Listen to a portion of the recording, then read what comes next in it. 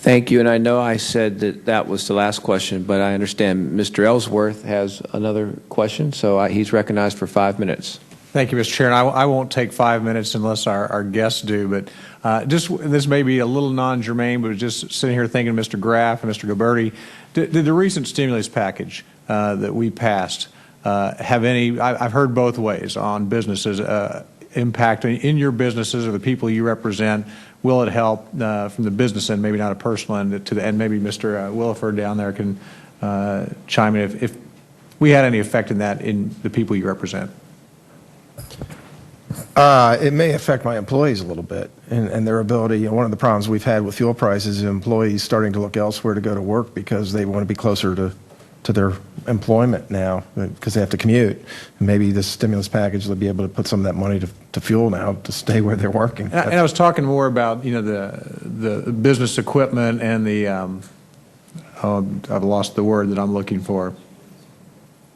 I'm sorry. The tax credits, and I think it was Mr. Urbanchuk that said that, or Dr. Orza, that helping with tax credits on the equipment side. Oh, I'm sorry.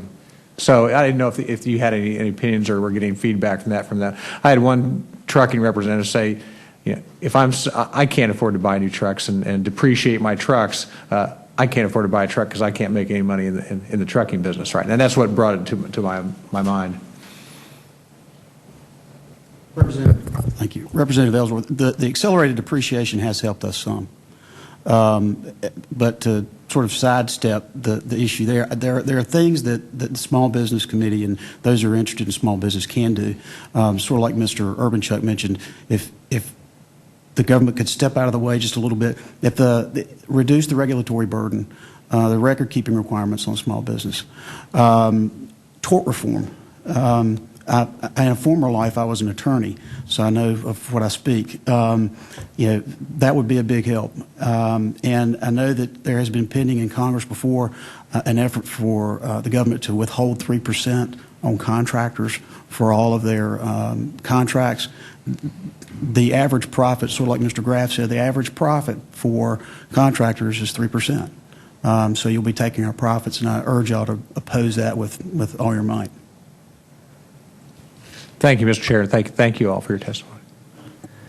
Thank you again for telling your stories. This helps us work through the issue and look at what the next steps might be. This is the first of what we hope will be an ongoing dialogue with each of you, and please feel free to contact any of us individually or through the committee with any concerns or recommendations that you might have moving forward. At this time, I ask unanimous consent that members will have 5 days to submit statements and supporting materials for the record. Without objection, so ordered. The hearing is now adjourned.